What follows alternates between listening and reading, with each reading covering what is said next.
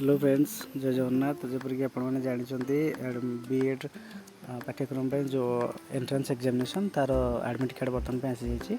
देखिए ये कि भाव में आप डाउनलोड करेंगे। तो प्रथम आप छोटे ब्राउजर आसिक सर्च करेंगे samsodisha.gov.in। तो साम्स को आसला आप क्लिक करेंगे, ये साम्स ओडिशा क्लिक करेंगे और से गलापर ये भाव में आप देखिए ये भाव में किसी देखो से सब कलापर आपको क्लिक करा पड़े जो आप अप्लाई करते 2 year बीएड आप जो क्लिक करेंगे 2 year बीएड विथ बीएचईएड ये क्लिक करेंगे।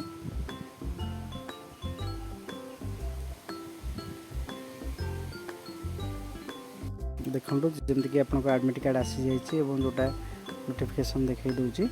तो बर्तमान आम जा एठू आसला आप एग्जिटिंग स्टूडेंट लॉगिन रे क्लिक करेंगे। तो स्टूडेंट लॉगिन में प्रथम क्लिक करने देखो स्टूडेंट लॉगिन क्लिक कले तापर आप निजर मोबाइल नंबर और पासवर्ड देखिए आपको लॉगिन कर पासवर्ड देवे और कैप्चा कोड टी देवे।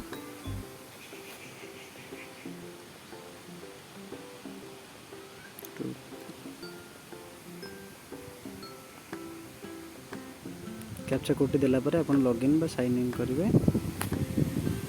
पर आपको ये भाव में शो कर शो कलापर आप आसला ये देखो शो कर शो कर हॉल टिकेट। तो ये हॉल टिकेट जगह आप क्लिक करेंगे हॉल टिकेट ऊपर ये क्लिक कलापर आप देखो ये बार कोड टी शो कर अर्थ जदि आप एडमिट कार्ड डाउनलोड करेंगे तेज ये बार कोड नंबर टी आपको मागे। तो प्रथम आप बार कोड ऊपर क्लिक करके आप कॉपी करने बार कोड ऊपर क्लिक कले ये कॉपी हो बार कोड ऊपर क्लिक करेंगे। तो ये भाव में आपको शो कर बारकोड टी ये कॉपी करदे। कॉपी करदे आपको ये डेट ऑफ बर्थ मांग आप डेट ऑफ बर्थ जहाँ भी थी आप देवे।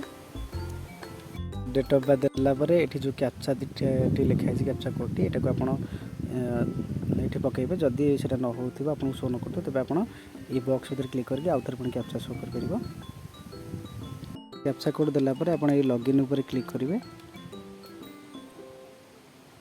तो जो आप लॉगिन ऊपर क्लिक करेंगे लॉगिन ऊपर क्लिक करला आपको ये भाव में आसीज आप देखिपारे जे आपंकर कौटी पड़ी तापर देखो ये जो ये अच्छे व्यू हॉल टिकेट। तो ये आप क्लिक करेंगे ये क्लिक कलापर आपको ये शो कर तो तार क्लिक करदे। तापर देखो ये संपूर्ण रूपे शो कला आपंकर एडमिट कार्ड संपूर्ण रूपे शो कला। तो आपड़ यहाँ को प्रिंट करेंगे और ये डाउनलोड पीडीएफ देती। तो आप पीडीएफ डाउनलोड करके प्रिंट काढ़ी पारे।